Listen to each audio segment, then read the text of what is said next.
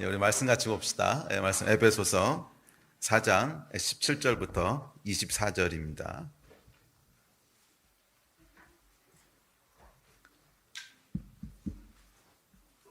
4장 17절부터 24절 말씀. 우리 한 목소리로 같이 읽겠습니다. 시작. 그러므로 내가 이것을 말하며 주 안에서 증언하노니 이제부터 너희는 이방인이 그 마음에 허망한 것으로 행함같이 행하지 말라. 그들의 총명이 어두워지고 그들 가운데 있는 무지함과 그들의 마음이 굳어짐으로 말미암아 하나님의 생명에서 떠나 있도다. 그들이 감각 없는 자가 되어 자신을 방탕에 방임하여 모든 더러운 것을 욕심으로 행하되 오직 너희는 그리스도를 그같이 배우지 아니하였느니라. 진리가 예수 안에 있는 것 같이 너희가 참으로 그에게서 듣고 또한 그 안에서 가르침을 받았을진데 너희는 유혹의 욕심을 따라 썩어져가는 구습을 따르는 옛사람을 벗어버리고 오직 너희의 심령이 새롭게 되어 하나님을 따라 의와 진리의 거룩함으로 지으심을 받은 새 사람을 입으라. 아멘.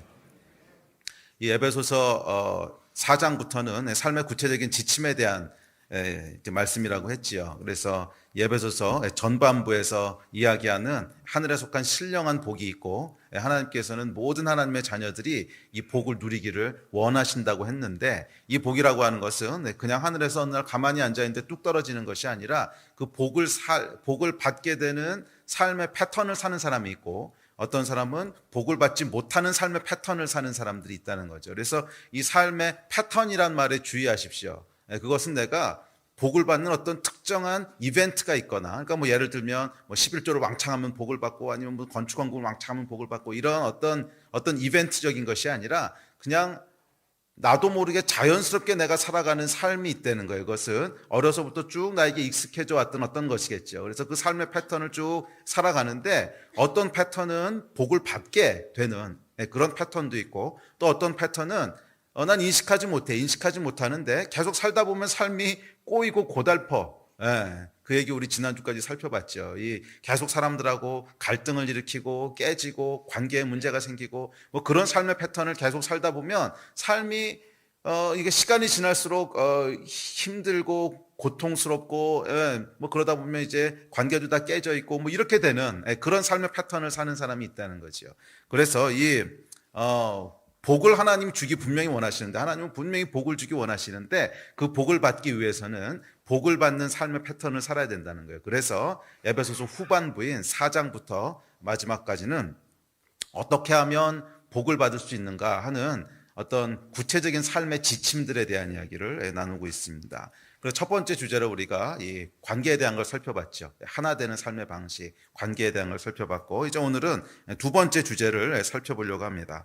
두 번째 주제는 우리의 생각 또는 마음 또는 가치관에 대한 이게 다 같은 말인데 우리의 마음 또는 우리 안에 있는 가치관이라고 하는 것은 무엇을 중요하다고 생각하고 무엇을 안 중요하다고 생각하는가, 무엇을 좋아하고 무엇을 좋아하지 않는가, 어떻게 보면 내 안에 있는 나의 어떤 총체적인 마음에 대한 얘기인데 하여간 내 생각, 마음 또는 가치관 이 세 가지가 다 호환될 수 있는 단어들인데 하여간 이 세 가지에 대해서 세 가지가 이제 한 가지에 대해서 살펴보려고 합니다. 자, 오늘 본문에 보시면 이 마음에 대한 이야기를 하는데 두 가지 마음을 대비해서 얘기하고 있습니다. 뭐 읽으면서 잘 따라오셨던 분들은 아셨겠지만 17절부터 24절까지 말씀 중에 처음에 17, 18, 19 처음에 있는 세 절은 이방인의 허망한 마음이라고 하는 얘기를 하고 있습니다. 이방인의 허망한 마음에 대한 이야기를 하고 그 다음에 이어지는 20절부터 마지막 24절까지는 그리스도인의 새로운 마음에 대한 이야기를 하고 있습니다. 그래서 우리 안에 지난주에 살펴봤듯이 삶의 패턴이 항상 두 가지가 있다 그랬죠. 그래서 복에 이르는 패턴이 있고 복을 받지 못하는 패턴이 있고 또는 조금 더 적극적으로 얘기하면 저주에 이르는 패턴이 있다는 건데 마음도 똑같습니다. 이 마음에서부터 모든 행동이 결정되는 것이기 때문에 이 마음, 생각 또는 가치관도 복에 이르는 그 마음이 있고 복에 이르지 못하는 마음이 있다는 거예요. 그래서 두 마음을 대비해서 설명하고 있습니다. 첫 번째는 이방인의 허망한 마음이고 두 번째는 그리스도인의 새로운 마음이에요. 그래서 우리의 이 마음이라고 하는 것은 여러분 어떤 행동을 할 것인가 하는 것을 또는 어떤 선택을 할 것인가 하는 것을 결정하는 시작점입니다. 우리 안에 있는 마음 또는 생각 또는 가치관에 의해서 내가 무엇을 할 것인가를 결정을 하고 어떤 선택을 할 것인가를 결정하죠. 예를 들어서 내 마음에 짜장면을 좋아한다는 가치관이 있어. 그러면 이제 어떤 행동이 나오겠어요? 중국집에 가는 행동이 나오겠죠. 이런 이제 행동들이 나온다는 거예요. 또는 내 안에 냉면을 좋아하는 어떤 가치가 있어. 그러면 냉면을 먹으러 가는 행동이 나오는 거죠. 또는 선택도 마찬가지입니다. 나는 이런 정책이 옳다고 생각해. 그러면 그 정당을 지지하는 선택이 나오는 것이고, 나는 저런 정책이 옳다고 생각해. 그러면 또 그 정당을 지지하는 선택이 나오는 것이고. 그래서 우리의 어떤 삶과 행동과 선택들은 우리 마음에서부터 시작이 됩니다. 우리 안에 있는 생각, 가치관에서부터 시작이 됩니다. 그리고 이런 선택과 행동들이 모여서 우리의 삶을 이루게 되죠. 그래서 그 삶이 복에 이르는 삶이 될 것인지 아니면 복이 없는 삶이 될 것인지를 시작하는 시작점은 뭐냐면 우리 안에 있는 마음이라는 거예요. 생각이라는 거예요. 가치관이라는 거예요. 예. 여러분 안에 복을 받는 마음들이 있게 되기를 주의 이름으로 축복합니다. 그래서 어떤 마음은 그런데 이 사람들 안에 있는 그 잘못된 믿음이 있어요. 잘못된 믿음이 있는데 그건 뭐냐면 마음과 생각은 바뀔 수 없을 거라고 하는 믿음이 있어. 여러분은 어떠세요? 여러분 안에 있는 마음, 생각, 가치관, 조금 더 나가서 성격, 이게 바뀔 수 있다고 믿으세요? 바뀔 수 없다고 믿으세요? 바뀔 수 있다고 믿는다고 말은 해도 우리 안에 깊은 곳에는 그래도 이건 안 바뀌어 이런 생각들이 있단 말이야. 그래서 이 신앙생활을 오래 하신 분들 이야기를 들어보면 그러니까 진짜 진지하게 신앙생활 하신 분들이에요. 진지하게 신앙생활 하신 분들이 결국 성격은 안 바뀌어 이런 말씀들 하세요. 결국 마음은 안 바뀌어 이런 말씀들 하세요. 그래서 어떻게 타고나느냐가 중요해. 그냥 이런 말씀들을 하시는데 이게 이제 우리 안에 있는 패배의식이 있어요. 패배의식. 마음은 절대 안 바뀔 거다. 우리의 생각은 절대 안 바뀔 거다. 또 우리 안에 있는 가치관은 절대 안 바뀔 거다 하는 그런 이제 패배의식이 있는데 성경은 그렇게 얘기하고 있지 않다는 것을 여러분 주목하시기 바랍니다. 성경에서는 이방인의 허망한 마음에 대해서 얘기하면서 그렇게 하지 말라라고 얘기해요. 이 얘기는 우리 마음이 바뀔 수 있다는 얘기 없다는 얘기예요. 하지 말라 그랬으니까 바뀔 수 있다는 얘기란 말이야. 그렇게 행동하지 말라 정도가 아니라 그렇게 생각하지 말라라고 얘기하거든요. 이방인의 허망한 생각을 쫓아 이렇게 생각하지 말라라고 얘기한단 말이야. 그러니까 그 얘기는 뭐냐면 우리 안에 있는 생각이요 바뀔 수 있다는 거예요, 없다는 거예요? 있다는 거예요. 이게 성경이 얘기하고 있는 진리입니다. 그래서 오늘 바울이 얘기하고 있는 17절부터 24절까지의 주제는 뭐냐면 이방인의 허망한 마음에서 그리스도인의 새로운 마음으로 바뀌라는 거잖아. 이렇게 바뀌라는 거잖아. 옛사람을 벗어버리고 새사람을 입으라 그랬잖아요. 그러니까 여기서 옛사람, 새사람은 우리 안에 있는 생각에 대한 걸 지칭하는 용어들인데 우리 안에 있는 썩어져가는 구습을 따라 행하는 옛사람, 그것은 내 안에 익숙해진, 구습이라고 하는 건 옛날 습관이란 건데 예수 모르고 살아오면서 오랫동안 익숙해져 있는 어떤 생각, 가치관, 마음들이 있는데 그 옛사람을 벗어버리고 그리스도 안에서 새로운 사람을 입으라는 거예요. 그 이야기는 여러분 바뀔 수 있다는 얘기 없다는 얘기예요. 바뀔 수 있다는 얘기예요. 그래서 여러분 우리의 믿음은 여기서부터 시작돼야 되는 줄로 믿습니다. 만약 우리 안에 마음이 전혀 바뀔 수 없다면 뭐 때문에 예수를 믿는 거예요? 전혀 변화될 수 없다면 뭐 때문에 예수를 믿느냐고 그냥 그렇게 살다가 죽지. 이 기독교의 핵심은 뭐냐면 변화입니다. 변화. 우리 안에 일어나는 변화가 복음의 핵심이에요. 변화가 일어날 수 있다고 여러분 믿으시기 바랍니다.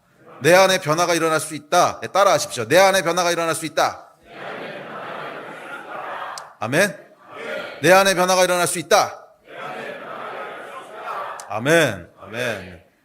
그러기 위해서는 약간의 저항이 필요할 수 있습니다. 이 이야기는 뒤에 가서 조금 더 할 텐데 이 변화가 정말 일어날 수 있습니까? 정말 일어날 수 있습니다. 저는요, 제 짧은 간증 하나 할게요. 저는 고기를 굉장히 좋아합니다. 체형이 원래 이렇잖아요. 그래서 소고기 굉장히 좋아하고요. 돼지고기도 아주 좋아하고 싫어하는 게 있습니다. 생선 싫어합니다.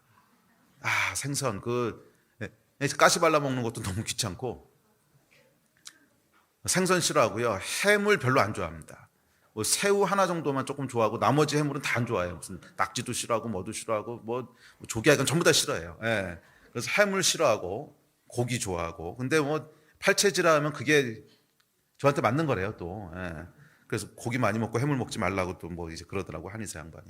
근데 하여간 뭐든지 간에 고기 아주 좋아하고 해물 아주 싫어하거든요. 근데 한 10년쯤 전이었을 거예요. 이제 연초에 기도를 하다가 제가 하나님 앞에 서원한 게 있어요. 서원한 게 뭐냐면 1년 동안 고기 금식을 하겠다고 서원을 해서 도대체 무슨 생각으로 그걸 했는지 하여간 1년 동안 고기 금식을 하겠다고 그래가지고서 이제 뭐 이유가 몇 가지 있었어요. 하나님 주신 그때 감동이 있어. 특별히 이슬람을 위해서 기도하지 돼지고기 먹지 말아야겠다 1년 동안. 뭐 그러다가 에이씨 뭐 돼지고기뿐만 아니라 소고기도 끊자. 힌두인들도 있는데 뭐 이래가지고 이제 소까지 한꺼번에 뭐 그러다 보니까 그럼 닭도 먹지 말자. 이래가지고 하여간 고기를 1년 동안 제가 끊은 적이 있었어요. 고기를 1년 동안 저항한 거지요. 제 안에서 여러분 고기에 대한 욕망이 올라올 거야 안 올라올 거야? 당연히 올라오지요. 고기를 볼 때마다 환장하겠는 거야. 저 고기 올라오는데 참 놀라운 일이 벌어진 게 뭐냐면 3개월, 한 4개월쯤 지나고 나니까 어떤 변화가 일어나냐면 생선이 맛있어지기 시작하는 거야. 세상에. 해물이 맛있어지기 시작하는 거예요. 왜냐면 먹을 게 그거밖에 없으니까. 저는 정말 상상도 못했어요. 제가 생선이나 해물을 좋아할 거라고는 정말 꿈에도 생각을 못했는데 고기에 대한 유혹을 저항해서 끊고 나니까 뭐가 생겨요? 생선이 맛있어지기 시작하는 변화가 일어나더라는 거야. 마음이 변할 수 있어요, 없어요? 변할 수 있다는 거야. 고기를 좋아하는 옛사람을 벗어버리고 생선을 좋아하는 새 사람을 입을 수 있다는 거야, 없다는 거예요? 있다는 거예요. 그러니까 우리의 어느 정도는 유전적으로 타고난 것도 있겠지요. 이제 어느 정도는 유전적으로 타고난 게 있을지 몰라도 그래도 사람은요 훨씬 더 많은 부분이 후천적으로 내가 살면서 습득한 거예요. 훨씬 더 많은 부분이 내가 살면서 습득한 거란 말이야. 그 이야기는 새로운 걸 습득하면 바뀔 수 있다는 거예요. 아멘. 저는 고기 좋아하는 것이 생선 싫어하는 것이 정말 평생 바뀌지 않을 줄 알았어요. 그래서 요즘도 이제 고기 금식 끊었거든요. 그래서 이제 고기 잘 먹는데 제가 생선을 좋아할까요, 안 좋아할까요? 좋아해요. 그래서 이제 외식하러 갈 때 뭐 먹을까? 그러면요 정말 심심치 않게 생선구이 먹으러 갈래? 이 얘기가 제가 나오거든요. 심심치 않게 생선구이 먹으러 가자. 그렇게 맛있어. 옛사람은 전혀 생각도 못했던 일이야. 자, 마음과 생각이 여러분 바뀔 수 있다는 거예요, 없다는 거예요? 바뀔 수 있다는 거예요. 뭐 식성뿐만이 아니라 우리 안에 있는 수많은 생각들, 수많은 가치들이 바뀔 수 있다는 거예요. 아멘. 그런데 마귀가 속이는 게 있어요. 세상이 속이는 게 있어요. 안 바뀐다는 거야. 바뀔 수 없다는 거야. 계속 그게 속이는 마음이에요. 교회 안에도 이 마음이요 굉장히 많이 들어와 있어요. 제가 아까도 얘기했지만 평생 신앙생활 하신 분들이 지긋하신 분들이 결론적으로 얘기하시는 게 이건데 전 참 슬퍼요. 결론적으로 사람은 안 바뀌어. 이게 결론이야. 그럼 평생 신앙생활한 결론이 사람은 안 바뀌면 도대체 이게 얼마나 절망스러운 얘기냐는 거야. 아니 여러분, 사람은 바뀔 수 있습니다. 아멘. 이게 교회 안에 들어와 있는 거짓말이 있는 거예요. 교회 안에 들어와 있는 세상의 거짓말이 있는 거야. 사람은 바뀌지 않는다. 생각은 바뀌지 않는다. 마음은 바뀌지 않는다. 천만에 여러분. 아주 간단한 거라도 여러분 실험해 보십시오. 바뀌나 바뀌지 않나. 바뀔 수 있다는 거예요. 아까 제가 했듯이 고기 안 먹는 거 고기에 대해서 1년만 저항해 보세요. 그 얘기 조금 이따 할 텐데 고기에 대해서 1년만 저항해 보세요. 식성이 바뀌나 안 바뀌나. 바뀌어요. 뭐 그렇다고 고기를 싫어하게 되는 건 아닌데 내가 전혀 먹을 거라고 저는 뭐 생선이나 해물은 저에게는 음식이 아니라고 생각했어요. 집에서 아무리 그거 해놔도 먹지도 않고 뭐 어렸을 때 상처가 있었던 것 같아요. 생선 먹다 여기 가시 걸려가지고서 고생했던 기억이 있어서 그런지 하여간 그거는 음식이 아니라고 생각했는데 제 안에 변화가 일어났단 말이야. 새 사람을 입었단 말이야. 할 수 있어요, 없어요? 있습니다. 우리 옆 사람에게도 얘기해 주세요. 당신의 마음은 바뀔 수 있습니다.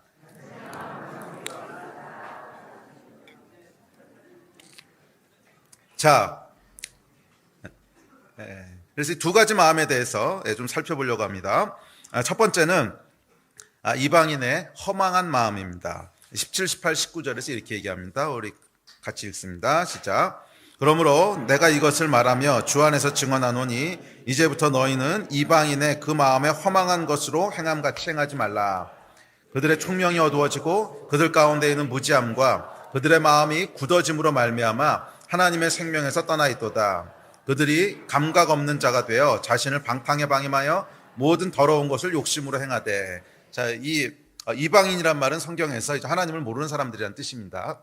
뭐 오늘날의 유대인 말고 이방인 이런 뜻이 아니라 조금 더 포괄적인 의미로 하나님을 모르는 사람들이란 뜻인데, 이 하나님을 모르는 사람들 또는 그리스도인이지만 하나님을 모르는 것 같은 그런 생각과 가치관을 갖고 있는 사람들의 마음에 대한 것을 묘사합니다. 근데 이 마음의 특징이 근데 이 마음이 행하는 것 같이 행하지 말라라고 결론적으로 얘기하는데, 왜냐하면 그 마음과 같이 생각하고 거기서 나오는 행동대로 계속 살아가면 어디 이른다는 거예요?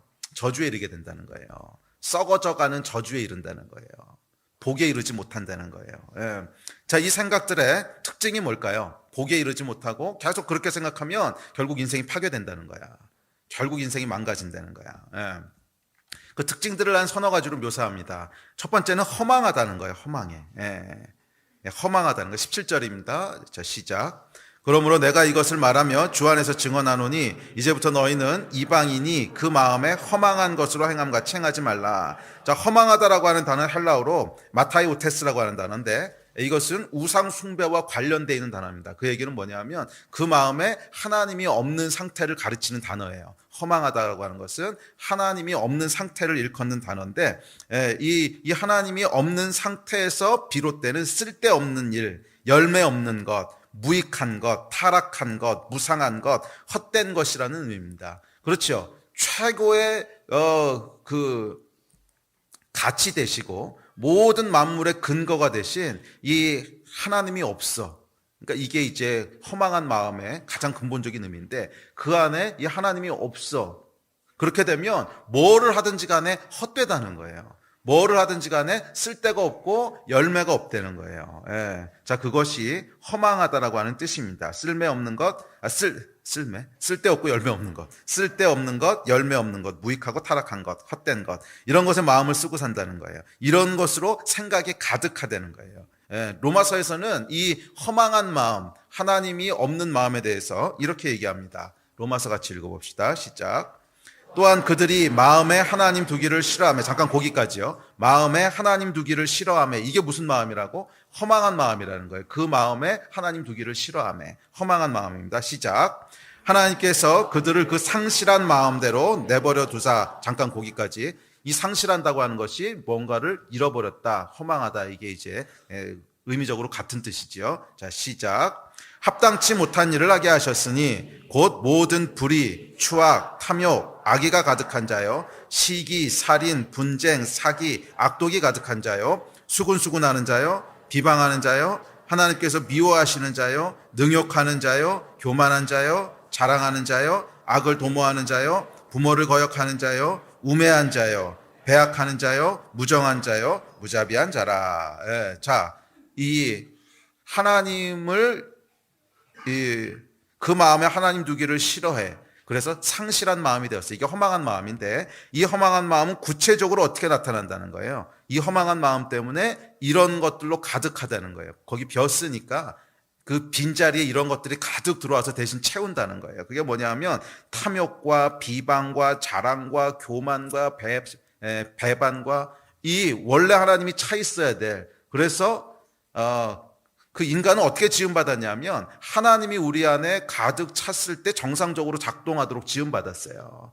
왜냐하면 하나님의 사랑의 대상으로 지음받았기 때문에, 하나님이 우리 안에, 이제 우리 마음속에 계실 때, 그래서 하나님으로부터 오는 생명과 사랑과 기쁨이 충만할 때 인간은 만족하도록 지음받았어요. 그때 만족을 느끼도록 그렇게 지음받은 존재야. 그런데 이 인간의 가장 핵심이랄 수 있는, 인간을 행복하게 하고 만족을 주고 또 인간을 충만하게 하는 그 자리에 있어야 될 이 모든 생명의 근원 되신 분을 쫓아내버렸어, 마음에. 그러니까 여기 뭐가 생기는 거예요? 베큐움이 생기는 거지, 진공이. 그러니까 사람은 뭘 하게 돼요? 이상하다. 허무해. 인생이 허무해. 기쁨이 없어. 뭔지 모르겠어. 왜 사는 거지? 계속 이 마음이 드니까 이것저것 갖다 넣는다는 거야. 예, 왜? 만족하고 싶어서. 이것저것 갖다 넣는데 제일 먼저 들어오는 게 뭐겠어요? 탐욕이지요. 탐욕. 뭔가를 좀 내가 소유하고 뭔가를 내가 얻고 성취하고 그러면 행복해지지 않을까? 탐욕. 그 다음에 비방. 비방은 왜 나오겠어요? 나는 불행한데 저놈은 행복한 것 같아. 그러니까 저놈에 대한 비방. 그 다음에 배신. 배신은 뭐야? 조금 더 좋은, 이놈을 배신하면 조금 더 좋은 거 얻을 수 있을 것 같아. 뭐 이런 마음들 때문에 자랑. 자랑은 뭐예요? 인생이 허무하니까 자랑하는 거야. 인생이 행복하고 충만한 사람은요, 자랑할 거 없어. 그냥 행복한데 무슨 자랑을 해. 자랑은 불행하니까 하는 거예요. 불행하니까. 그 안에 마음에 허하니까 괜히 그냥 이거 나 허하지 않아 막 이러려고 이제 하는 거라고. 뭐 자랑하고 교만하고 막 이런 것들이 그 백큐물 그 빈자리에 그냥 쏠려 들어오는 거예요. 그래서 이것이 허망한 마음이라는 거야. 이유를 아시겠어요? 원래 하나님으로부터 모든 기쁨과 행복과 막 생명이 공급되도록 그렇게 지음받았는데 이게 없어져 버렸어. 심장이 있어야 사람은 정상적으로 작동하는데 심장이 없어져 버렸어. 그래서 이제 그 자리에 인공심장 달아놓은 거랑 똑같은 거야. 근데 이게 제대로 작동을 안 하지. 퍽 했다 어떨 때 안 됐다 퍽 했다 배터리 떨어지면 안 돌아가고 막 이러니까 이게 이제 사람이 허망한 마음이 되는 거예요. 그래서 뭘 한다 그랬어요? 탐욕과 비방과 자랑과 교만과 배반과 뭐 이런 것들이 나온다는 거예요. 이게 우리 마음속에 가득하다는 거예요. 여러분 한번 정직하게 여러분 마음속을 잘 한번 들여다보십시오. 뭐 지금은 변화돼서 달라졌을 수 있어요. 근데 예수 만나기 전에 어땠나 한번 생각해 보세요. 또는 예수 만나고 나서도 꽤 오랫동안 우리 안에 머물고 있는 마음, 어떤 일을 하는 동기, 어떤 일을 내가 왜 하는가, 그걸 내가 왜 원하는가, 이걸 여러분 깊게 들여다보세요. 결국 다 여기서 열거했던 이 동기들이야. 다 여기서 벗어나지를 않아. 그러지 않으세요? 왜 열심히 일하고 열심히 공부 왜 했어? 탐욕 때문에 한 거잖아. 안 그래? 그거 뭐 여러 가지로 뭐 곱게 포장해도 결국 이렇게 열어보면 다 탐욕 때문에 한 거잖아. 욕심 때문에. 조금 더 많이 갖고 싶고 조금 더 잘난 체하면서 살고 싶고 조금 더 뭐 좋은 집 갖고 싶고 뭐 다 그것 때문에 한 거지. 다른 동기로 한 사람 있어요? 열심히 했는데 나는 인류를 위해서 희생할 거야. 이런 정신 나간 사람이 있어? 없잖아, 아무도. 아니, 있을 수도 있나? 근데 하여간 나는 인류를 위해서 할 거야. 이거는요, 그 안에 있는 교만이야, 그건 또. 이게 진짜 순수한 인류에서 나온 게 아니고 교만이라고. 난 이런 존재가 될 거야. 그러잖아요, 여러분. 어떤 동기에서 움직였냐면 솔직하게 들여다보세요. 결국 탐욕에서 움직였어요. 또, 살인. 마음에 살인 없어? 운전하고 가다 보면 살인 안 해? 하잖아, 다. 특별히 성격 좀 급한 사람들은, 저걸 죽여, 말은 안 해도 속으로 돌아가잖아요. 죽여 살려 몇 번씩 하지 않아요? 저놈의, 이런 생각들 안 들어? 또, 아주 얄미운 사람들, 벼락 맞아라, 벼락 맞으면 어떻게 돼, 사람이? 죽어요. 근데, 벼락이나 맞아라, 안 돌아가냐고. 뭐 실제로 행동으로 옮기기까지는 못하지. 용기가 없으니까 못하지만 마음속으로는 여러분 그 분노 죽였다 살렸다 여러 번 하지 않아요? 뭐 아닌 척하고 있어. 목사인 나도 그런데 나도 운전하다 보면 저건 지구를 떠나라. 사람이 지구를 떠나면 죽어요. 이게 우리 안에 어떤 생각과 동기로 돌아가나 한번 곰곰이 들여다보시라고. 결국 바울이 성경이 얘기했던 이게요, 하나도 틀리지 않아요. 그 마음에 하나님 두기를 싫어하며 상실한 마음대로 내어버려 두사. 결국 뭐에서 움직여? 탐욕에 의해서 움직이고 자랑하고 싶어서 움직이고 그러잖아. 자랑하고 싶어서 이렇게 열심히 한 거 아니야. 자랑하고 싶어서 움직이고 교만하고 싶어서 움직이고 살인의 동기로 움직이고 뭐 그렇게 움직인다는 거예요. 이게 우리 마음이라는 거야. 이방인, 하나님을 떠난 사람들의 마음의 실상이라는 거예요.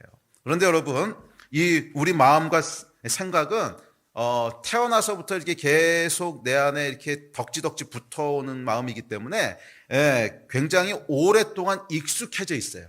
아주 익숙해지고 자연스럽기 때문에 그냥 자연스럽다고 생각을 해. 그래서 그것이 구체적으로 어떤 생각인지를 별로 인식하지 못합니다. 그렇지 않으세요, 여러분? 여러분 안에 돌아가는 생각들을 그 생각 하나하나를 전부 다 인식하고 분석해 본 사람이 있어? 거의 없어요. 예, 거의 없이 약간 정신 나간 사람 아니고 그렇게 분석 안 해요. 그냥 내 안에 돌아가는 생각은 자연스러워. 그냥 자연스럽게 그냥 계속 24시간 돌아가는 거예요. 뭐 잠잘 때 빼고. 잠잘 때도 꿈꾸면서 돌아가겠지. 그러니까 뭔가 계속 돌아가고 있는데 아주 자연스러운 생각들이야. 뭐 차 타고 가다가 에이 저놈의 자식 벼락이나 맞아라. 이것도 아주 자연스러운 생각이고 이게 무슨 생각인지 이게 과연 성경적인 생각인지 인식하고 분별하고 하는 거 잘 안 한다는 거야. 그냥 자연스럽게 돌아갑니다. 그런데 여러분 그 자연스러운 생각들을 자세히 들여다보면요 로마서 말씀이 정말 맞아요. 정말. 우리 안에 돌아가는 생각들의 동기는 탐욕과 자랑과 교만과 살인과 뭐 이런 것들이야. 이게 우리가 행동하고 선택하는 동기라는 거예요. 그래서 이 하나님을 상실한 마음은 허망한 생각으로 가득합니다. 이게 에베소서 4장 17절 얘기예요. 그 허망한 생각으로 행하는 그 행함같이 행하지 말라는 거예요. 왜냐하면 그렇게 하면 복이 아니라 저주에 이르게 된다는 거예요. 저주는 우리 에베소서하면서 계속 말씀드리지만 하나님이 저주받아라 이러시는 분이 아니라는 거예요. 하나님이 마련해 놓으신 복을 누리지 못하는 대로 가는 게 저주라는 거야. 하나님이 복 받으라고 이쪽에 잔뜩 마련해 놓은 게 있는데 그걸 누리지 못하는 것을 이제 저주라 그러는 거예요. 그러니까 고통과 저주 가운데 이르게 된다는 거예요. 하나님의 복을 누리지 못하니까. 자, 둘째, 이 저주에 복을 누리지 못하는 이방인의 생각은 18절에서 이렇게 얘기합니다. 우리 18절 같이 읽읍시다. 시작. 그들의 총명이 어두워지고 그들 가운데는 무지함과 그들의 마음이 굳어짐으로 말미암아 하나님의 생명에서 떠나 있도다. 자, 이게 보면 총명이 어두워지고 무지해졌대요. 자, 무슨 말이냐면 곰곰이 생각해 보면요, 이런 욕심과 탐욕과 자랑과 살인과 이런 걸로 선택한 게 좋은 결과를 가져오겠어요? 좋지 않은 결과를 가져오겠어요? 조금만 앉아서 생각해 보면 명백하거든. 뭐 아주 눈앞에 이익은 조금 얻을 수 있을지 몰라요. 아주 눈앞에 이익을 조금 얻을 수 있을지 모르지만 조금만 길게 생각하면 절대로 좋은 결과 가져오지 못할 거 알잖아요. 뭐 배반과 시기와 비방과 딴 사람 뒤에서 막 이렇게 뒷담화 까고 있어. 그러면 그 당시에는 속이 후련하지. 뒷담화 까면 이상해. 이게 얼큰한 육개장 먹은 거랑 다른 사람들이 뒷담화 까는 건 우리를 시원하게 만들어요. 그러니까 이 시원해지는 뭐 이런 건 있는데 조금만 앉아서 생각해 보면 어이쿠 큰일 났다 이런 생각 들잖아요. 이게 잘못 돌아서 본인한테 들어가면 도대체 무슨 결과가 올까? 근데 반드시 들어가거든. 우리 다음 주에 이제 말에 대한 얘기 할 텐데 반드시 들어가거든 그 얘기는. 그러니까 삥 돌아서 들어가면 그 사람은 나에 대해서 비방하겠어 안 하겠어? 하겠지. 자기 욕했는데 자기라고 뭐 좋은 말 하겠어요. 그러니까 결국 조금만 길게 생각하면 이건 절대로 좋은 결과가 없어. 이거 알 수 있거든. 그런데도 불구하고 계속 그렇게 한단 말이야. 이걸 가지고 뭐라 그랬냐면 총명이 어두워지고 무지해졌대. 총명이 어두워지고 무지해졌대. 이것이 여러분 하나님을 떠난 사람의 마음이라는 거예요. 총명이 어두워지고 무지해졌다는 거예요. 그렇다면 왜 총명이 어두워지고 무지해졌을까요? 조금만 생각해보면 분명히 알 수 있어야 되는데 그걸 예측을 못하고 막 그렇게 한단 말이야. 해놓고 나중에 깨닫고 좀 후회하긴 하지만 또 어떤 걸 깨닫지도 못해. 그냥 그런 생각이 막 돌아가는 거에 대해서 별로 그렇게 문제의식을 못 가져.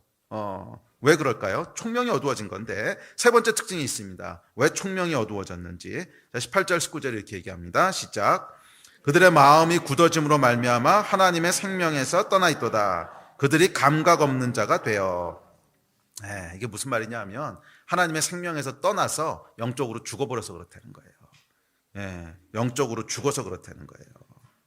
영적으로 죽으면 마음이 굳어지고, 그러니까 하나님의 생명에서 떠나 있도다. 생명에서 떠났다고 하는 게 죽었다는 거지. 생명에서 떠나면 뭐예요? 죽었다는 거잖아. 그러니까 영적으로 죽었다는 건데, 영적으로 죽으면요 그 마음이 굳어지고 그래서 감각이 없어진다는 거예요. 여러분 이 피부 같은 것도요, 이 피부가 이제 불에 디거나 아니면 뭐 심한 어떤 상처를 입거나 뭐 이래가지고서 피부가 죽잖아요. 그러면 감각이 없어집니다. 딱딱하게 굳어지고. 제가 어렸을 때 크게 화상을 입어서 이쪽이 아직도 이제 흉터가 크게 있거든요. 근데 그 이쪽 팔의 이 안쪽은요 딱딱해요. 피부가. 이제 못 믿겠으면 와서 만져봐요. 딱딱해요. 이거는 부드럽지가 않고 딱딱하고, 그러니까 왜냐면 피부가 죽은 거죠. 딱딱하고 거기에는 감각이 없어요. 간지럽혀도 아무 느낌이 없고, 꼬집어도 주변 살이 좀 아프긴 한데 그 자리는 안 아파요. 그러니까 이게 이제 감각이 없는 거죠. 근데 피부뿐만이 아니라 우리 간이나 폐나 이것도 마찬가지죠. 피가 공급되지 않고 생명에서 분리됐어. 피가 공급되지 않아. 또는 병이 들었어. 그럼 어떻게 되죠? 간경화라 그러죠. 딱딱해진다는 거예요. 딱딱해지고 그 다음에 뭐가 생겨요? 감각이 없어져요. 예. 그러니까 이게 이제 어떤 이제 영적으로도 똑같다는 거예요. 우리 마음이 굳어지고 우리 마음이 감각이 없어진다는 거예요. 야, 이 당시에 이 바울은 뭐 간경화 이런 거 알지도 못했을 텐데 어떻게 이렇게 정확하게 썼는지 이게 정말 계시야. 원래 하나님이 우리를 창조하실 때 여러분 어떻게 창조하셨냐면 무엇이 옳은 것이고 무엇이 그른 것인지를 알 수 있도록 창조하셨고, 무엇이 유익한 것이고 무엇이 유익하지 않은 것인지를 분별할 수 있도록 만드셨어요. 다시 말하면 우리에게 영적인 분별력을 주셨다는 거야. 총명함을 주셨다는 거야. 아, 이렇게 하면 안 되는 거구나. 아, 이렇게 해도 되는 거구나. 아, 이렇게 하면 나쁜 거구나. 아, 이렇게 하면 유익하고 이렇게 하면 해로운 거구나. 다 분별할 수 있는 총명함을 주셨는데 하나님의 생명에서 떠남으로 말미암아 어떻게 됐어요? 마음이 굳어지고, 그러니까 마음이 정상적으로 작동을 안 한다는 거야. 정상적으로 작동하면 아, 이렇게 하면은 안 되는 거구나 알 수 있단 말이에요. 양심을 주셨다는 거예요, 우리 안에. 그런데 양심에 화인 맞았다, 또는 양심에 감각이 없어졌다, 양심이 딱딱해졌다. 이게 무슨 말이에요? 강팍해졌다. 이게 뭐야? 예, 더 이상 정상적으로 작동하지 않아요. 그러니까 분별해야 될 걸 분별하지 못하고 느껴야 될 걸 느끼지 못해. 예를 들면 여러분, 피부에 아무런 감각이 없잖아요. 그러면은 고기를 굽다가 뜨거운 불판 위에 모르고 손을 이렇게 얹고 있어도 아무 감각이 없어요. 이 피부에 감각이 없는 사람은, 딱딱해져서 굳어버린 사람은 불판 위에다 손을 이렇게 얹고 있어도 이게 뭔지 몰라. 손이 다 타는데도. 그러다가 이거 탔네 그러고 나중에 이렇게 했는데 뭐 손 다 타지. 이게 뭐예요? 이게 굳어지고 감각이 없는 거야. 뜨거운 불 위에 닿으면 아이 뜨거워 이러고 해야지 정상인 거 아니야. 그런데 굳어지고 감각이 없으면 이렇게 놓고선도 그냥 한참만 얘기하다 보니까 손이 없어졌어. 다 타서. 뭐 이렇게 무슨 이 공포 영화 같은데, 하여간 그러니까 이게 뭐예요? 우리 마음이 꼭 그렇다는 거야. 거기에 우리의 마음을 방임해 두면, 뒤에 가면 이제 방임해 뒀단 말이 나오는데, 방치해 두면, 방임해 두면 어떻게 하는 거야? 죽는 거예요. 우리의 삶이 망가지는 거야. 복을 못 누리는 거야.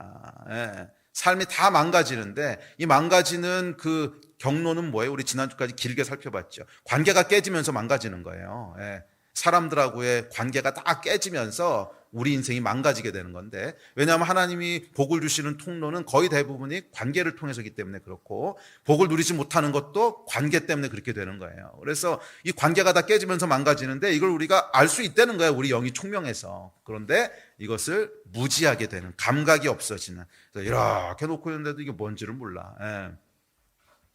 이것이 여러분 이방인의 허망한 마음입니다. 하나님을 떠나는 순간 우리 마음은 정상적으로 작동하지 않아요. 잘 기억하세요, 여러분. 하나님을 떠나는 순간 우리 마음은 정상적으로 작동하지 않아요.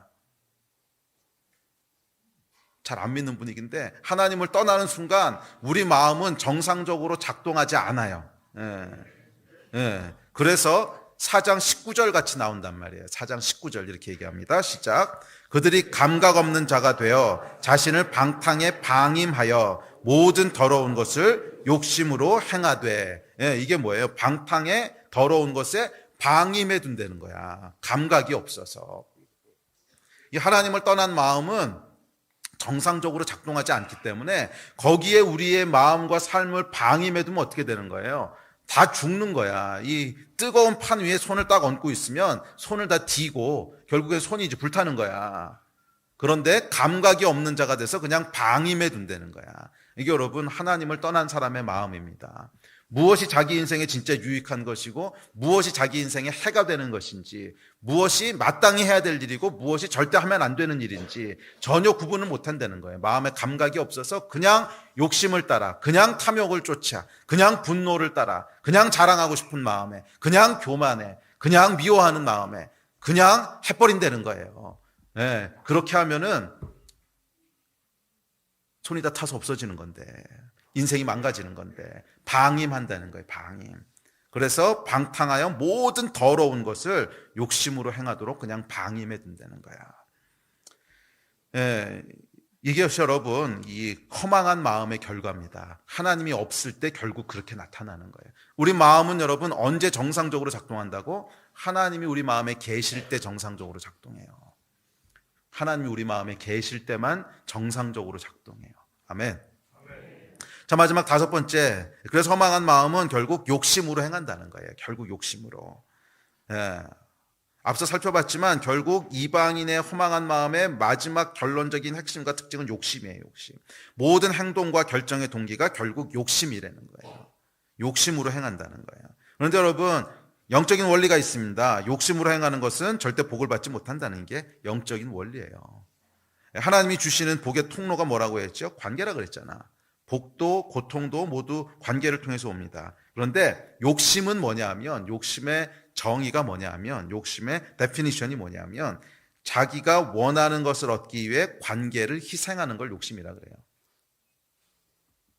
자기 육신이 원하는 것을 얻기 위해서 관계를 희생하는 것을 욕심이라 그래요.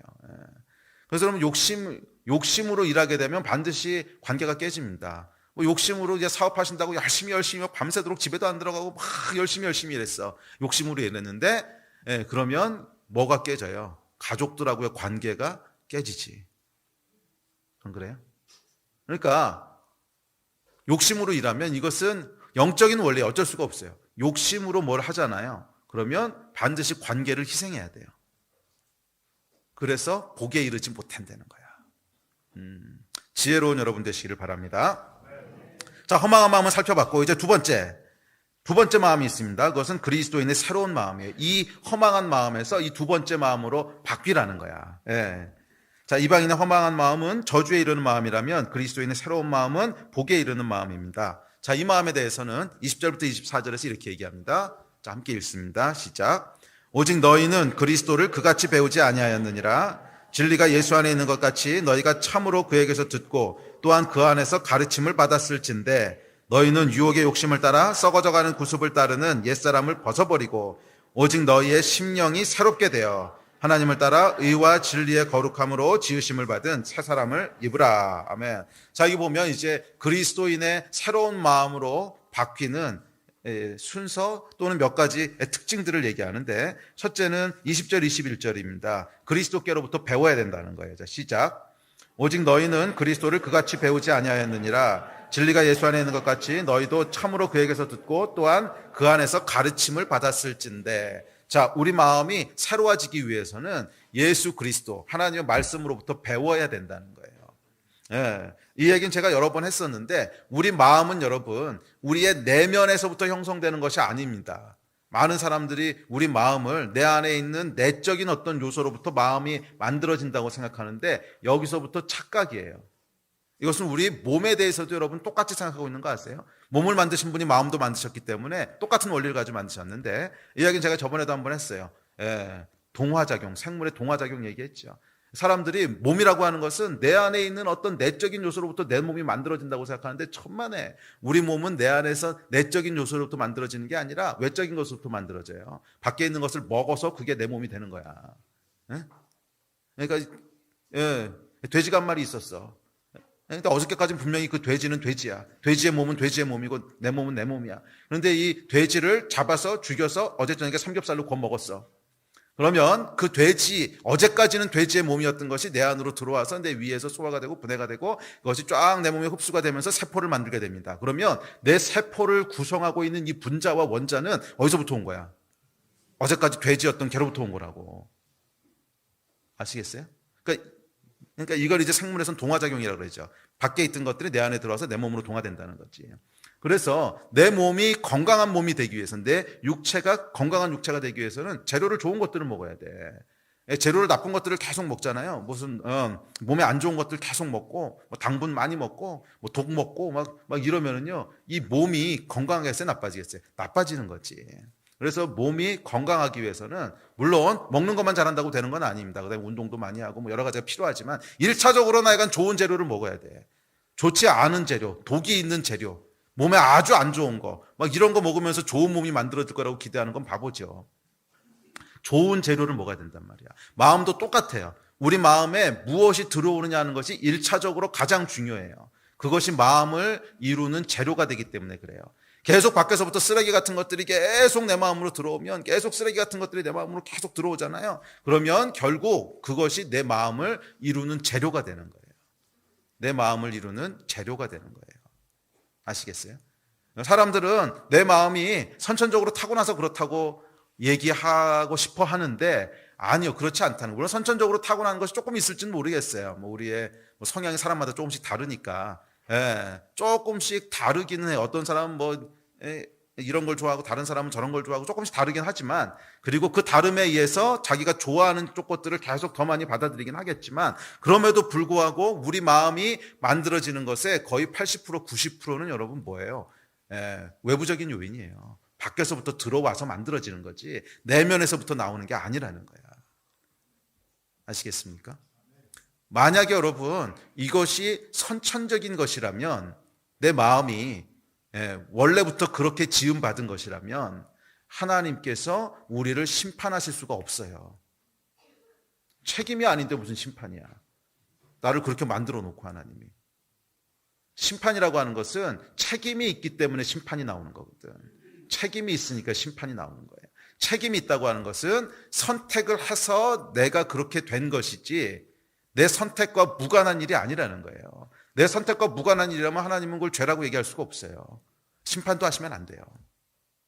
공의로우신 분이시라며. 공의로우신 분이시라며. 나는 내 선택이 아니야. 그냥 날 때부터 손이 두 개였어. 이건 내 선택이 아니거든. 그럼 하나님께서 너는 손이 두 개니까 심판을 받아라 이러실 수 없다는 거야. 이상하게 들리죠 이게. 이건 내 선택이 아니었는데 무슨 심판이야. 넌 팔이 두 개니까 죄다 이렇게 얘기할 수 없다는 거야. 죄 또는 심판이라고 하는 것은 그 밑에 반드시 전제돼야 되는 것이 있는데 자유롭게 선택했다는 거예요. 그래야 죄 또는 심판이라고 하는 것이 이야기를 할 수가 있어요. 그래서 성경에서 하나님이 마지막에 심판주로 계시다는 말은 뭐냐면, 우리 마음은요 거의 대부분이 선택에 의해서 만들어진 거라는 거예요. 그리고 임상적으로도 그래요. 저는 타고날 때부터 고기 좋아하도록 타고난 줄 알았어. 아니더라고. 생선 먹어보니까 타고난 게 아니야. 그냥 내 입맛이 길들여진 거지. 아시겠어요? 거의 대부분은 선택에 의해서 이루어진 거예요. 근데 이 이야기를 왜 했지? 그래서 좋은 재료를 계속 먹으시라는 거예요. 그리스도의 말씀이 내 마음 가운데 계속 들어와서 그 말씀이 내 마음을 만들어 가야 된다는 거야. 여기서부터 배워야 된다는 거야. 그래서 여러분, 말씀을 계속 열정적으로 정기적으로 묵상하지 않는 사람은 제가 100%, 1000%, 2000% 단언할 수 있습니다. 마음이 안 바뀌어요. 절대로 안 바뀌어요. 예배드리고 교회 나오고 이딴 거 가지고 말씀 안 바뀌어. 왜 여러분 평생 신앙생활 하신 분들이 그래도 사람은 안 바뀌어 이 얘기하시는 줄 아세요? 1차적으로는 말씀을 별로 묵상한 적이 없어. 참 슬픈 얘기인데요. 참 슬픈 얘기인데, 요즘 세대는 약간 달라진 것 같긴 한데, 제 세대나 제 조금 위에 세대는요, 신앙생활 10년, 20년 했어도 성경 처음부터 끝까지 읽어보셨습니까? 10%도 안 돼. 성경 처음부터 끝까지 읽은 사람이 10명 중에 1명이 안 된다고, 교회 안에. 그러니까 성경을 대부분 안 읽고 있다는 거야. 대부분 안 읽고 있다는 거야. 그런데 어떻게 마음이 바뀌겠어? 당연히 안 바뀌지. 말씀을 읽지 않으면 여러분, 마음은 절대로 바뀌지 않습니다. 말씀을 읽지 않는다고 해서 내 마음에 아무것도 안 들어와? 아니잖아. 딴 거 계속 들어오잖아. TV 보고 인터넷 보고 영화 보고 책 보고 계속 들어오는데, 계속 쓰레기들이 들어와서 내 마음을 만들고 있는데 뭐 어떻게 마음이 바뀌겠어요? 마음은 절대로 바뀌지 않습니다. 만약 여러분들이 진짜 변화를 원한다면 말씀을 묵상하고 읽는 것부터 시작하십시오. 저는 여기에 대해서는 아무리 강조해도 저는 1000%, 2000% 확신이 있어요. 제 안에도 변화들이 있어요. 제가 예수 믿고 나서 변한 것들이 있거든요. 그래서 주변에서 인정하든지 안 하든지 약간 변한 게 있어요. 있는데 이 변화는 정말 1000%, 2000% 하나님의 말씀을 배우고 말씀을 읽고 말씀을 사모하고 그랬을 때 거기서부터 일어나기 시작했던 변화예요. 이건 제 안에 2000% 확신이 있어요. 진짜로. 말씀에는 여러분 능력이 있어요. 이 말씀이 하나님의 영이기 때문에 그래요. 이 말씀이 하나님의 영이기 때문에 단순한 지식이 아니야. 이 말씀을 읽고 묵상할 때 이 안에 역사하는 능력이 있어요. 그게 하나님의 말씀이야. 그래서 이 말씀을 여러분 매일 읽고 매일 여러분 안에 정말 열정적으로 그 말씀과 함께 살아가지 않으면 마음은 당연히 안 바뀝니다. 계속 마음을 이루는 것에 쓰레기들만 들어가고 있는데 어떻게 보석 같은 마음이 생기겠어요? 쓰레기 마음만 생기는 거지. 그래서 여러분 마음에 들어가는 나쁜 것들은 끊으셔야 돼요. 마음에 들어가는 나쁜 것들은 끊으셔야 돼요. 우리 다음 주 그 다음번에 조금 다룰 시간이 있을까 모르겠는데 음란에 대한 거. 음란한 마음은 여러분 내 안에서부터 스스로 생깁니까? 그런 것도 어느 정도 있어요. 하나님께서 만들어 놓으신 이성에 대한 호감 이런 거 사실 좋은 거거든. 이성에 대한 호감. 그런데 이것이 비정상적으로 표출되는 게 음란인데 이 음란은 여러분 그런 호기심에 밖에서부터 들어오는 외부적인 정보들이 계속 내 안에 들어와서 만드는 거야. 음란 사이트를 본다든지 포르노 사이트를 본다든지 아니면은 그런 건 아니라고 해도 요즘은 이 문화 자체가 워낙 이렇게 성적으로 막 이상한 데로 가고 있기 때문에 꼭 이상한 사이트 아니라도 신문 보다 봐도 막 이상한 여자들이 이게 헐벗고 나오고 막 이러잖아요. 그런 것들이 우리 안으로 계속 들어오면서 뭐예요? 내 마음에 음란이라고 하는 마음이 만들어지는 거란 말이야. 이걸 여러분 끊어야 돼요. 내 마음에 좋은 것들이 들어오도록 해야 돼요. 안 그러고는 마음이 바뀔 수가 없어요. 정말 바보 같은 게 뭐냐면 마음으로는 계속 그런 이제 세상에서부터 쓰레기 같은 것들이 들어오도록 허용하면서 그거하고 싸우려고 내 쪽으로 막 싸우고 있는 거예요. 이건 여러분 바보 같은 일이에요. 못 이겨요. 그렇게 해서는. 들어오지 못하게 해야지. 아멘.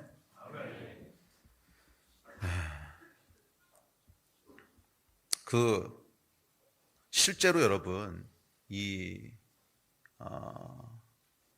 인터넷이나 영화나 TV나 한 달만 딱 끊어보세요. 한 달만. 무슨 변화가 생기나. 처음에는 금단 현상이 생길 겁니다. 이렇게 부들부들. 핸드폰 어디 갔지? 한 달만 딱 끊어보세요. 저는 이거 끊어본 적이 있거든요. 이제 보통 기도 사역 가면 이거 많이 안 하고 꼭 필요한 정보만 하고 거의 안 보는데 그러면요. 한 달도 안 걸려. 한 일주일, 2주일만 지나면 마음이 달라진 것을 느껴요. 거의. 느낄 정도로 달라져요. 마음이 정말 누구라도 느낄 수 있을 정도로 확 느낄 수 있을 정도로 내 안에 있는 어떤 생각들, 감정들, 욕망들, 원하는 게요. 다 바뀌어요. 이건 여러분 실제예요. 실제. 한 달만 딱 끊어보세요. 어떤 변화가 생기나. 누구든지 체험할 수 있어요. 내 마음이 바뀌었네. 바뀐다는 거야. 밖에서 계속 들어가는 걸 안 끊고 있으니까 마음이 안 바뀌는 거지. 아시겠습니까? 시도해 보세요. 어떤 변화가 생기나. 자, 두 번째 22절입니다. 자, 시작.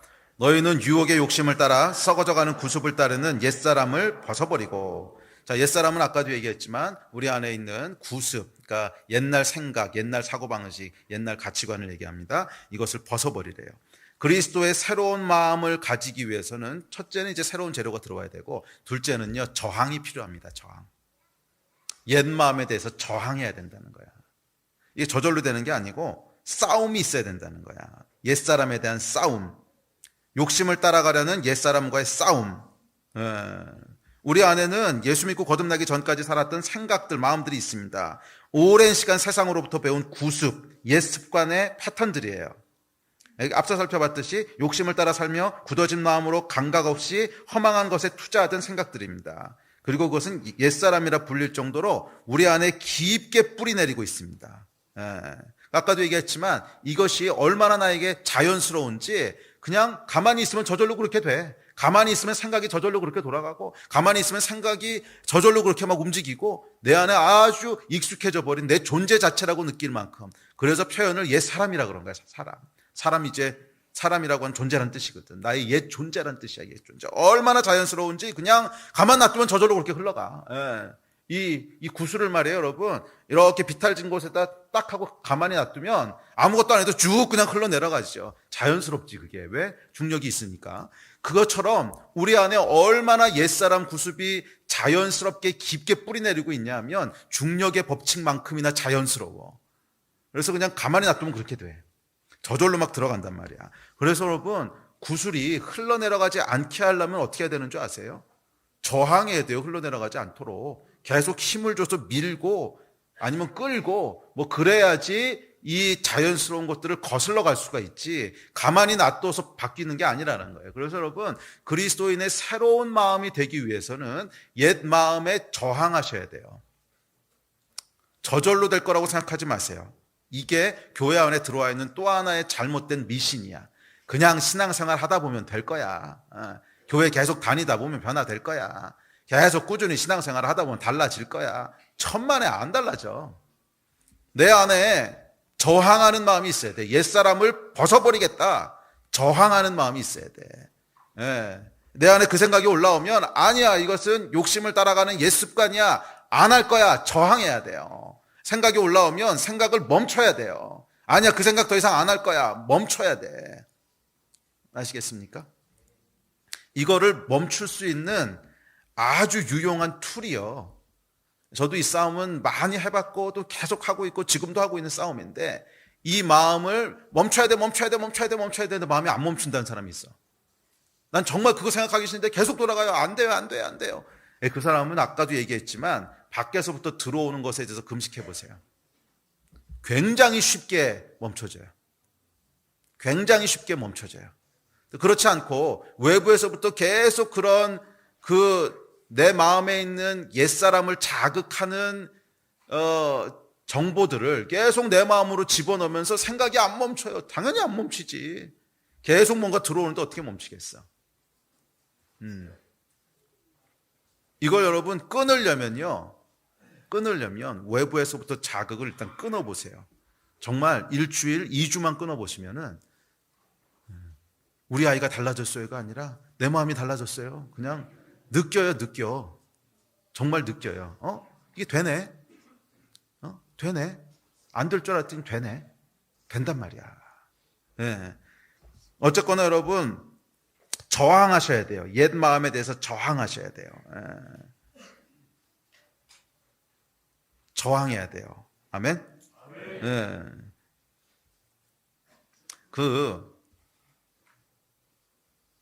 얘기 시간이 없는데 할까 말까? 얼마나 남았냐? 얼마 안 남았구나. 오케이. 예. 그 인류의 지성사를 보면 중세 때 이제 그 억압이 있었죠. 억압은 인간 안에 있는 어떤 본능들이 있는데, 인간 안에 본능적으로 원하는 것들이 있는데 종교라고 하는 프레임을 가지고 억압을 했다는 거예요.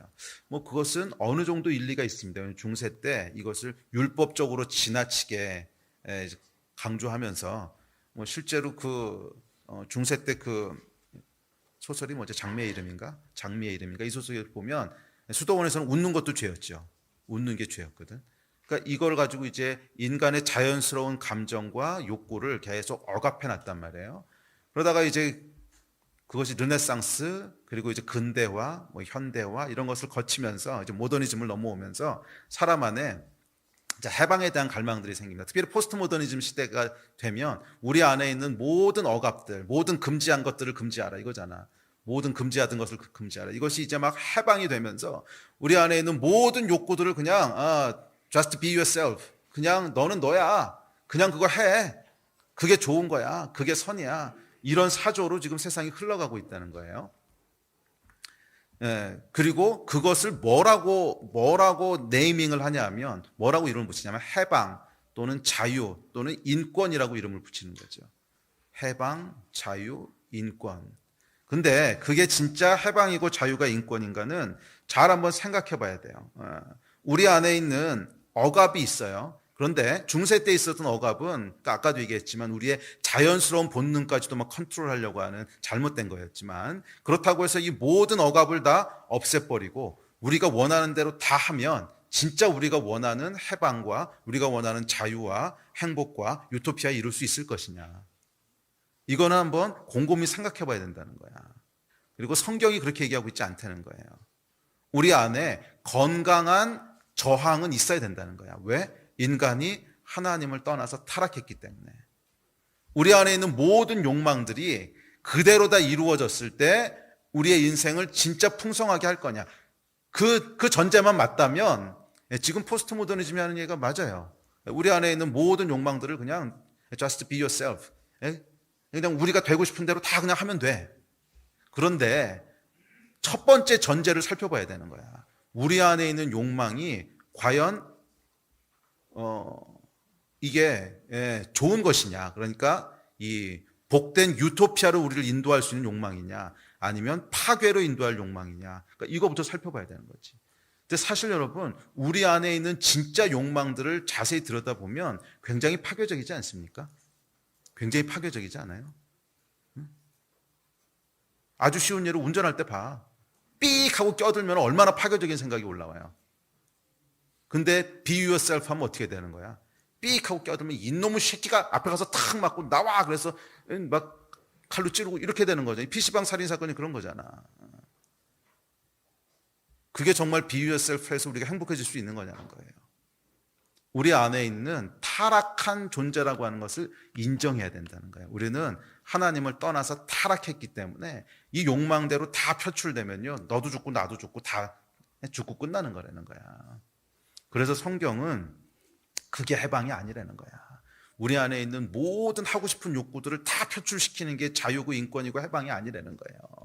그러면 잘못된 욕망들은 그리스도의 새로운 마음으로 바꾸기 위해서 저항하는 것이 진짜 자유에 이르는 길이라는 거예요. 왜냐하면 그렇게 하지 않으면 결국 파괴될 거거든. 파괴되든지 억눌려 있든지 뭐 둘 다 불행하잖아. 파괴되지도 않고 억눌리지도 않으면 어떻게 해야 돼요? 욕망을 바꿔야 되는 거지. 내 안에 있는 생각을 바꿔야 되는 거지. 그리고 바뀔 수 있다는 거예요. 이게 아멘. 저항하라는 거예요. 저항. 아멘. 우리 옆 사람에게 좀 말해주세요. 당신 마음에 저항하십시오. 아멘. 예. 이 저항하는 걸 시작해야 돼요. 예. 그래서 저항하다 보면 어느 순간 우리 안에 마음이 바뀔 수 있다는 거예요. 아멘. 옛사람을 일단 벗어버려야 돼. 예. 그래서 여러분, 말씀을 계속해서 내가 읽고 묵상하다 보면 내 안에 여러분 갈등들이 생기기 시작합니다. 옛날에는 전혀 느끼지 못했는데 가만히 있어, 성경에서 이거 하면 안 된다 그러는 거잖아. 갈등이 일어나기 시작한다는 거야. 옛날엔 몰랐어. 왜? 이제 그런 말씀이 들어온 적이 없으니까. 그때 저항을 시작하는 거예요. 그렇지. 성경에서 이거 하지 말라 그랬지. 그래서 스탑하고, 생각도 계속 발전되려고 하는 것은 스탑하고, 저항하시라는 거예요. 저항에 대해서는 다음 주에 조금 더 얘기할게요. 말에 대해서. 예. 자, 하여간 저항하는 것부터 시작하시길 주의 이름으로 축복합니다. 자, 그 다음에 마지막으로 23절입니다. 예. 시작. 오직 너희의 심령이 새롭게 되어. 그 다음에 심령이 새롭게 되라는 거예요. 옛사람을 벗어버렸으면 이제 새로운 심령을 입으라는 것인데, 여기서 이 심령이라고 하는 단어를, 원어를 조금 찾아볼 필요가 있습니다. 이 원어에 보면은 푸뉴마티 호누스라고 하는 말로 되어 있는데, 이건 뭐냐면 푸뉴마티는 영이고 이제 누스는 마음인데, 그러니까 영과 마음이란 뜻이에요. 그래서 심령 이렇게 한 거야. 심령, 영과 마음 이런 뜻인데, 마음 심자에다 영령자에서 심령, 영과 마음이란 뜻인데, 이것이 문법적으로는 영과 마음이라고 이제 그렇게 플레인하게 해석할 수도 있고, 또는 성령 안에서의 마음이라고 해석할 수도 있어요. 그러니까 헬라어 문법상 성령 안에서의 마음. 근데 이게 사실은 두 개가 같은 의미예요. 왜냐하면 거듭난 자의 영 안에 성령께서 들어와 계시기 때문에 그 성령 안에서의 마음이라는 뜻이에요. 그래서 이게 뭐냐면 마음을 새롭게 하시는 게 성령께서 하시는 일이라는 거야. 그리고 이 문장을 보면 시제가 부정사 수동태예요. 이 이야기는 뭐냐면 이것은 새롭게 하는 주체가 내가 아니라는 거야. 수동태라는 거야. 수동태. 헬라어에 보면 수동태로 되어 있어요. 성령께서 나를 새롭게 해주시는 거지 내가 새롭게 하는 게 아니라는 거야. 그다음에 부정사라고 하는 건 뭐냐면 한 번으로 끝나는 게 아니고 계속된다는 거야. 매일 일어난다는 뜻이에요. 그러니까 이 말 뜻은 그래서 디도서 3장 5절에 보면 이렇게 얘기합니다. 자, 시작. 성령의 새롭게 하심으로 하셨나니. 성령의 새롭게 하심으로 하셨다는 거예요. 그러니까 이게 같은 말인데 우리 안에 이제 새 마음을 입어야 되는데 이 마음은요 성령께서 바꿔주신다는 거야. 성령께서 우리 의지와 다르게 우리 의지를 넘어서서 도와주신 역사가 있다는 거예요. 그래서 우리 마음이 바뀔 수 있다는 거예요. 아멘. 이 성령께서 여러분 언제 역사하시냐면 다음 주에 좀 더 할 텐데 기본적으로 우리 안에 하나님의 말씀이 들어오고 그리고 내가 옛사람에 대해서 저항하기 시작할 때 내가 옛 마음에 대해서 저항하기 시작할 때 그 위에 누가 역사하시기 시작한다는 거예요. 성령께서 역사하시기 시작한다는 거예요. 이게 중요한 포인트예요. 우리가 하나님의 말씀이 우리 안에 들어오지도 않고 들어오지 않았기 때문에 옛 마음에 대해서 저항하지도 않아. 그냥 let go 해. 뭐 그냥 이렇게 그냥 자연스럽게 돌아가는 대로 계속 냅둬. 그러면 여러분 성령께서 내 마음에 역사하실 여지가 없다는 거야. 왜냐하면 성령께서는 잘 들으세요. 의지를 따라서 역사하세요. 왜냐하면 자유의지를 우리에게 주셨기 때문에 우리 의지를 막 침범하면서 꺾으면서 내 마음이 없는데 막 들어오실 수 없는 분이라는 거야. 그러니까 성령께서 역사하실 틈이 없는 거야. 그런데 내가 저항하기 시작했다고 하는 것이 왜 중요하냐 하면 내 의지가 발동됐다는 거야.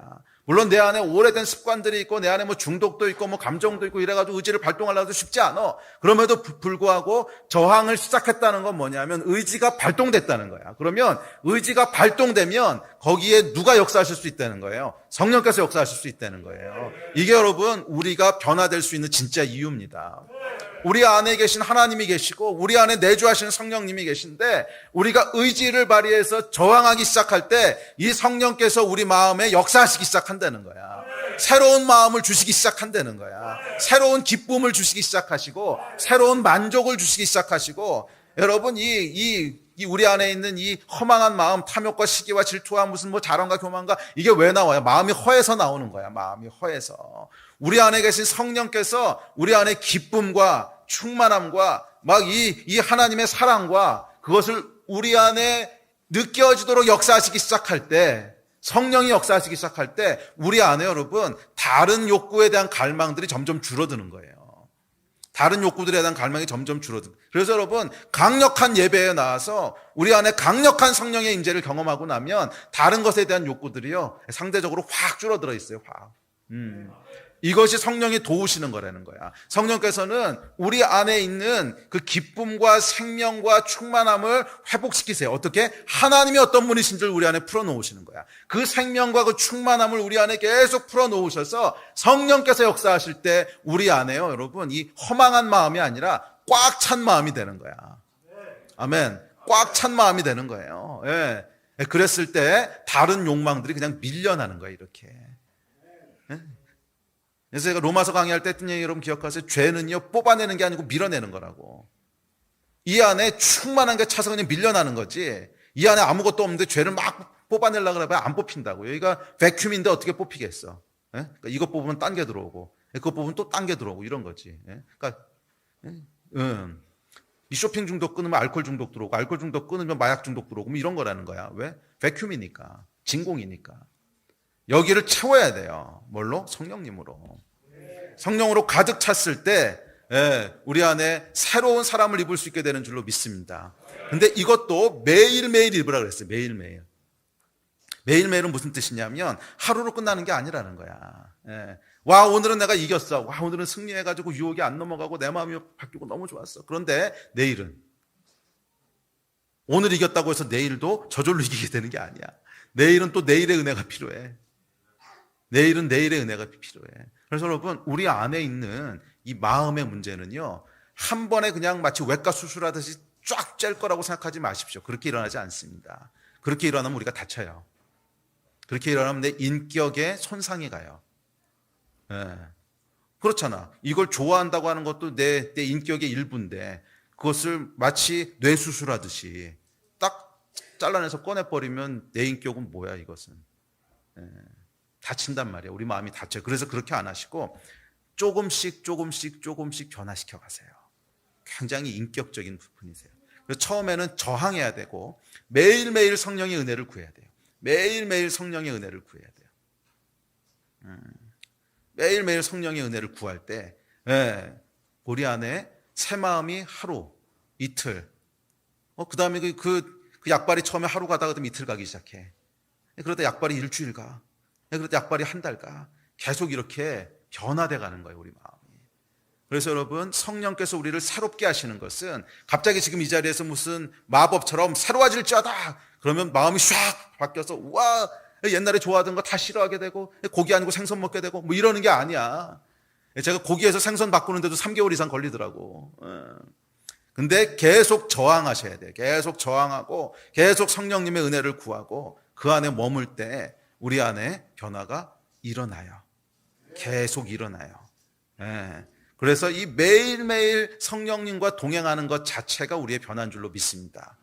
매일매일 성령님과 동행하고 내 옛사람과 싸우는 것 자체를 불안정한 상태로 보지 마세요.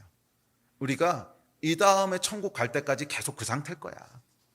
그러니까 또 우리 안에 있는 잘못된 미신 중에 하나는 또 그거야. 완전한 걸 기대해. 내 안에 완전한 변화가 일어난 것만 성공이라고 기대를 해. 아니라는 거예요, 여러분. 그 싸워나가는 상태 자체가 성공이에요. 매일매일 싸웠다, 또 하루 넘어졌다, 또 일어나서 이틀 싸웠다, 또 넘어졌다, 한 달 싸웠다. 이게 그냥 정상적인 상태야. 아시겠어요? 그래서 그냥 천국문에 이를 때까지 계속 그렇게 싸워가는 거야. 그러면서 조금씩 우리 마음이 변해가는 거야. 완전히 안 바뀔 수 있어. 괜찮아. 너무 완전한 것만 기대하지 마. 그 싸워나가는 상태 자체가 성공이고 그 싸워나가는 상태, 성령과 동행하고 있는 그 상태 자체가 성공이고 은혜고, 그거 자체는 기뻐하시는 일이에요. 그런 여러분 되시기를 주의 이름으로 축복합니다. 예배팀 나오십시오. 그래서 24절 마지막으로 이렇게 얘기합니다. 자, 시작. 하나님을 따라 의와 진리의 거룩함으로 지으심을 받은 새 사람을 입으라. 할렐루야. 새 사람을 입으시기를 주의 이름으로 축복합니다. 이 새 사람의 마지막 특징은 뭐냐면 옛사람은 욕심에 의해서 움직이는 거라면 새 사람은 사랑에 의해서 움직이는 거예요. 나의 모든 동기가 사랑에서부터 시작되는 거야. 내가 열심히 일을 해. 왜 해? 사랑하니까. 사랑하는 사람들을 섬기고 싶어서. 사랑하는 하나님을 기쁘시게 하기 위해서. 모든 동기가 욕심에서 사랑으로 바뀌는 거예요. 그것이 새 사람이에요. 이 새 사람은 여러분 성령 안에 치열하게 싸워갈 때 바뀔 수 있는 마음이고 완전함에 이르지 않을 수도 있어요. 그런데 계속 그 싸움을 싸우세요. 아멘. 그 상태 자체가 이미 성공인 줄로 믿습니다. 자리에서 일어나서 좀 기도합시다.